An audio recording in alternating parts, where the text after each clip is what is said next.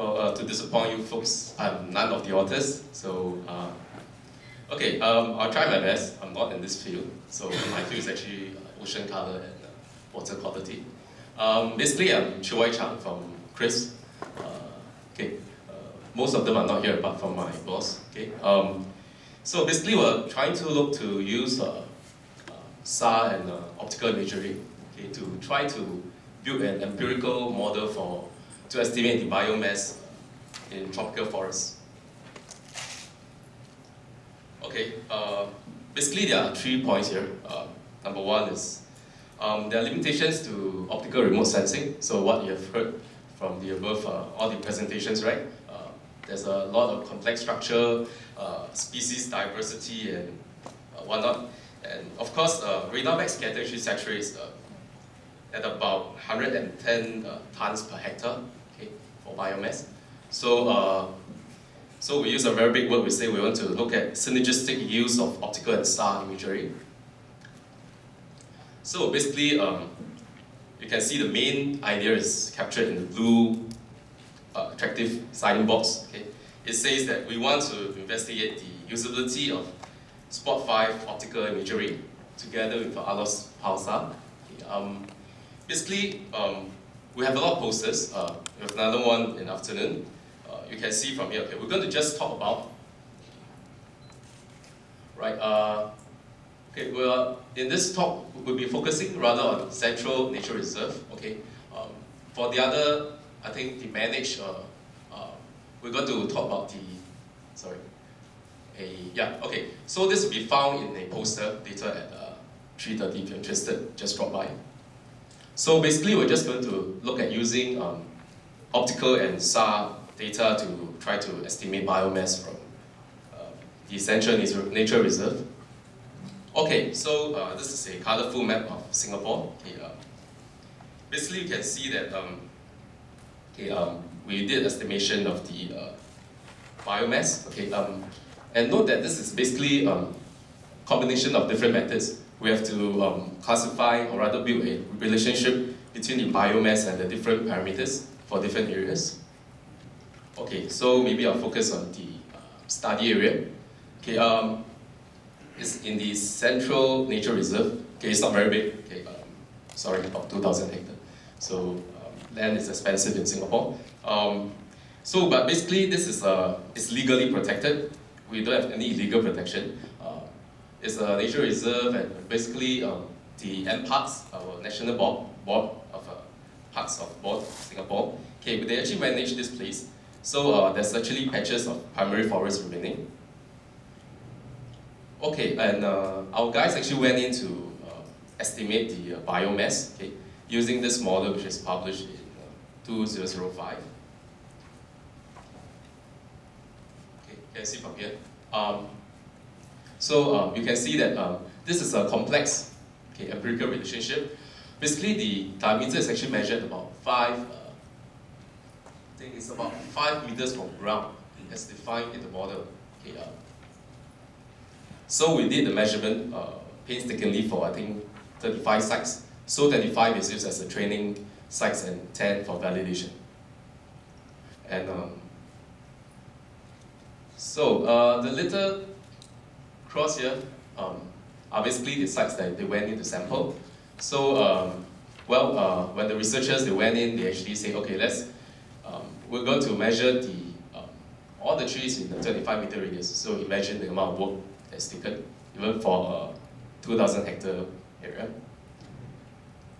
And basically we use in the red highlighted letters, we use 2 Spot 5 scenes. The dates are from there, and pulsar scene which has HH and HB. From 1st July. So they're a few months apart, and things don't change much for the nature reserve anyway. So of course we did our atmospheric correction. We did not use any very complex approach to the correction. We just did a Rayleigh correction. So assuming it's a clear day, you will find that it's more or less acceptable for this study. And for the pulsar data, we have the level 1.0, I guess it's level 1.1 now, HH and HB. So I we are using the sigma naught from the data. So of course, then we use our SRT data to correct the incidence angle for your SAR.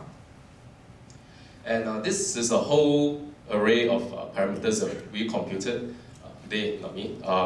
Basically, if you look at it, most of this, okay, most of this are all optical, apart from the last two, the HH and HV backscaling. And I believe that all these are computed using the standard NV packages. So we didn't really write this. So of course, so the next step you ask me, okay, with so many parameters, how are you going to relate this to the biomass? So the simplest way, okay, is to linear multiple regression. Of course, if you want to go on, you can have many methods to regress it, but we use a linear and some exponential functions to do the regression. So basically, of course, remember from we actually took the 25 meters study site. So of course, we will try to get the mean values within a 25 meters radius. Okay, and so of course we try to regress all the parameters. Okay, which you see from here to the biomass that was measured in the sites. So then we'll show some results. Okay, okay, basically these are the different. Okay, on the x-axis is all on the y-axis is all the biomass. Okay, of course on the x-axis is all your different parameters. We have 10 of them. We have different models. Okay, these are the reason why these functions come about. I think the researchers actually did some. I suspect it's logical approach to did the empirical regression. So of course you could on the spot come up with other functions, but I think they did a lot of hard work and they found that okay, these are the various regression models that we can use. And of course the R square, okay, why is this thing highlighted? Okay, not because it's very superior, but because we included the use of the SAR data. Okay. So on this it looks very good. Okay, then we come to look at the 10 validation sites. Okay, so of course this column is your actual measured data. Okay, and all these are the estimated model. Okay, estimated biomass from model 1, 2, 3, 4. Okay, which you can see from here. Of course, the next question you point out to me, hey, it's 66% off. So are you sure it works? So we found that okay, we do not overclaim, but we say that if you want to talk about very small plots, estimation of 25 meters, our models are not that good at this point of time. So I believe it will improve. But basically, according to the researchers, they say that if you take the mean, okay, you find that the bias is rather small. Okay, the mean means that you take the mean biomass of all the 10 plots with the estimated mean for the 10 plots, and you find that the estimation bias is, well, the percentage error is not really that great.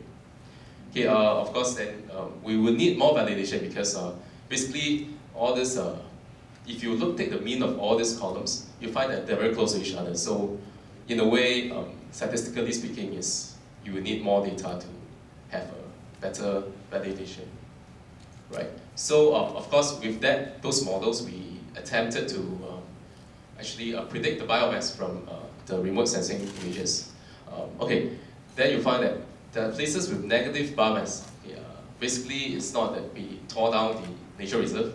What happens is that because we derive the models in the reserve and these are outside the study area. So this is another key limitations where we have to go into do individual validation or regression of the model. Okay, then the conclusion. So okay, I highlighted a rather homogeneous environment as we could see that for individual plots you have rather large error margins. So if you're talking about maybe the average of 125 times 10 meter radius, you probably have a rather good model. But of course the good thing is that even though it's a 2,000 hectare site, with this limited so-called regression, we could reproduce the biomass map for 2,000 hectare site instead of going into measure 3 by 3. Yeah. So okay, for future work, their future work, not my future work. Okay. They say that okay. I think the key thing is that they are concerned about the limitation if the areas are not the same kind of vegetation types. So I think they need to do more work to try to maybe build empirical model for Singapore, maybe more study sites. I'm not sure. Okay. So basically, these are the references they refer to. Okay. Okay. So any questions?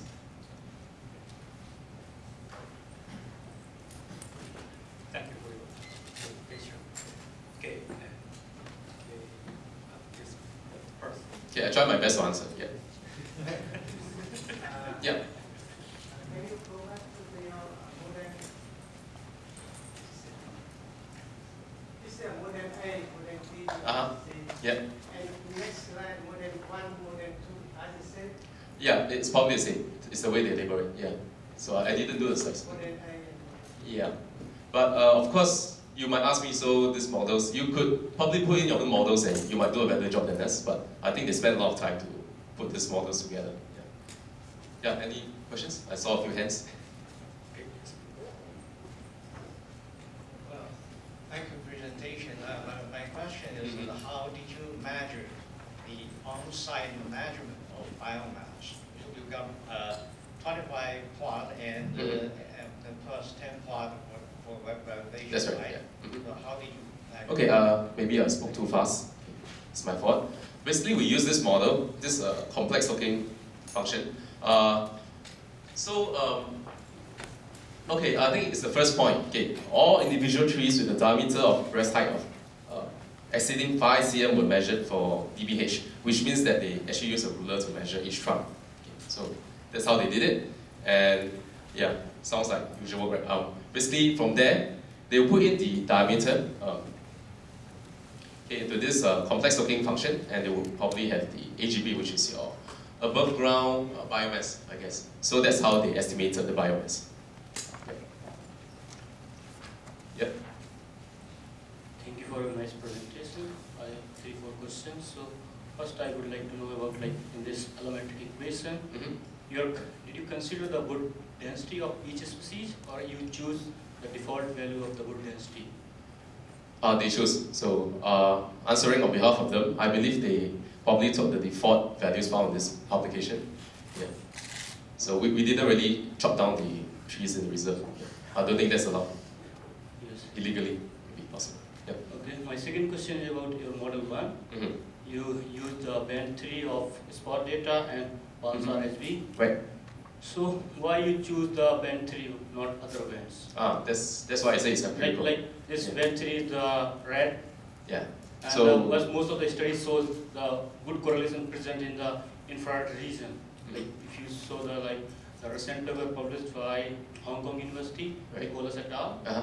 They showed the band 4 is more correlated with biomass as compared to band 3, and there is no correlation.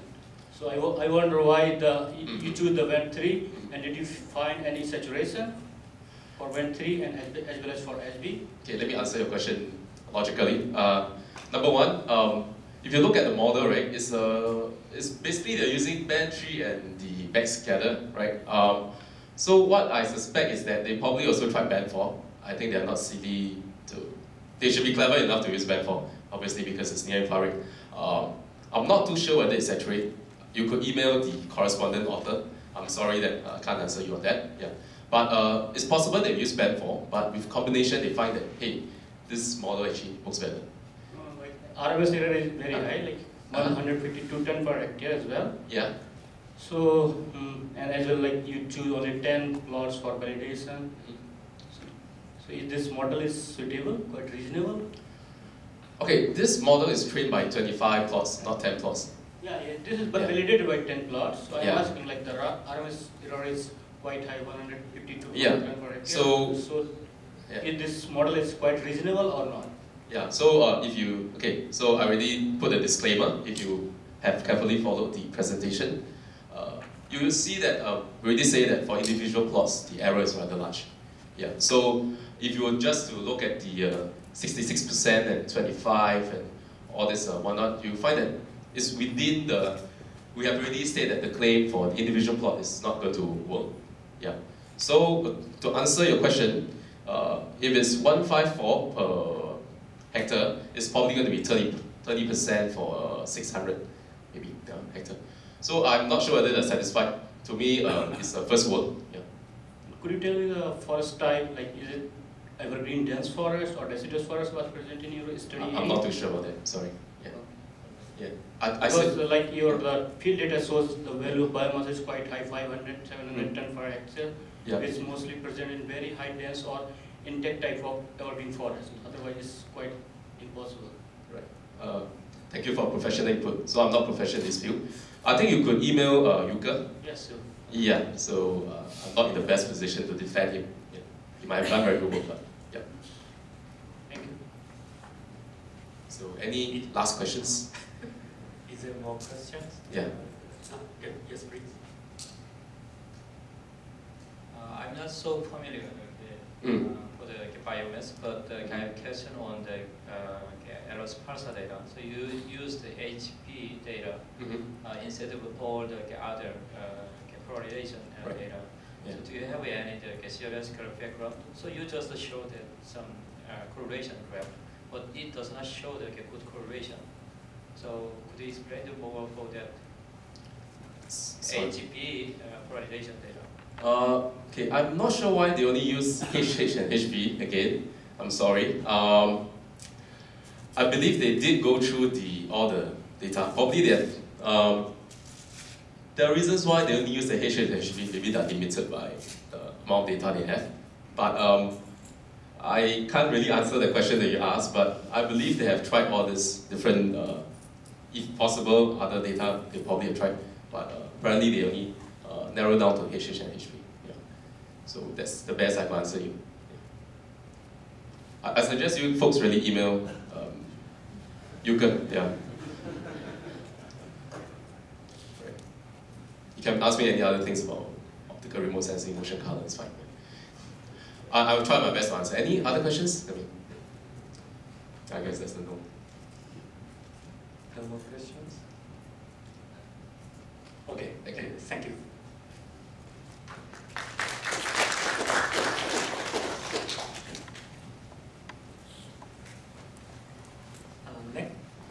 Next to